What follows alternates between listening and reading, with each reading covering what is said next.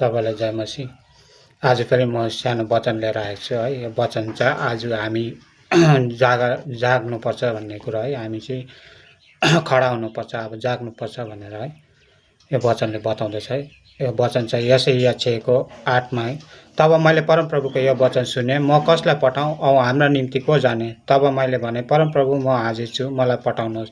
अनि उहाँले मलाई भन्नुभयो, जा गएर ती मानिसहरूलाई भन्, तिमीहरू सुन्न त सुन्छौ तर बुझ्दैनौ, तिमीहरू देख्न त देख्छौ तर थाहा पाउँदैनौ।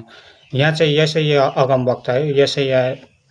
यशायाह एउटा महान परमेश्वरको दास थियो है।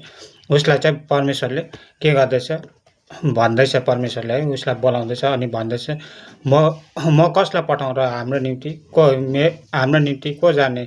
तब मैले भने, परमेश्वरले भन्दैछ है, को चाहिँ जाने मेरो निम्ति, जसले चाहिँ मान्छेहरूलाई भनोस्, मेरो बारेमा बताओस् भनेर है। अनि त्यो जातिहरू चाहिँ, तर जसलाई बताउनु पर्ने त्यो मानिसहरू चाहिँ के भएको छ, हटी भएको छ। सुन्न त सुन्छ तर बुझ्दैन, देख्न त देख्छ तर थाहा पाउँदैन है। त्यस्तै हटी मानिसहरू आज धेरै नै संसारमा छ है। धेरै मानिसहरू छ जसलाई चाहिँ हामीले बताउनु परेको छ है, सिकाउनु परेको छ प्रभुको बारेमा, परमेश्वरको बारेमा है। तर यहाँ चाहिँ यशायाहले भन्दैछ, म जान्छु परमप्रभु, म हाजिर छु, मलाई पठाउनुहोस् भनेर भन्दैछ है।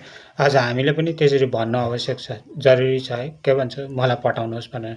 किनकि परमेश्वरको काममा चाहिँ हामी अघि बढ्न आवश्यक छ है।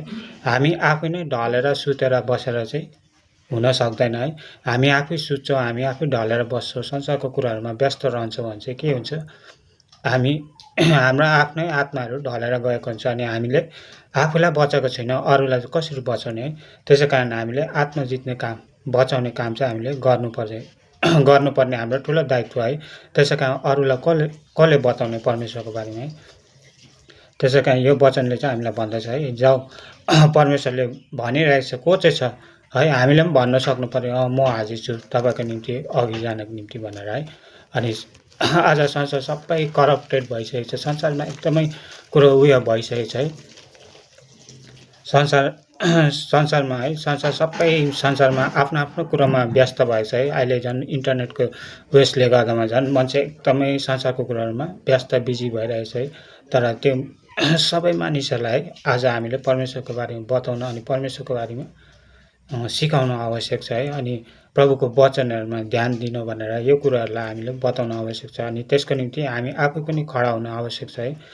अनि रोमी 3को 11ले भन्दछ है, रोमी 3को 10ले भन्दछ, जसो लेखिएको छ, धर्मी कोही छैन, एउटै पनि छैन, बुझ्ने कोही छैन, परमेश्वरलाई खोज्ने कोही पनि छैन, ती सबका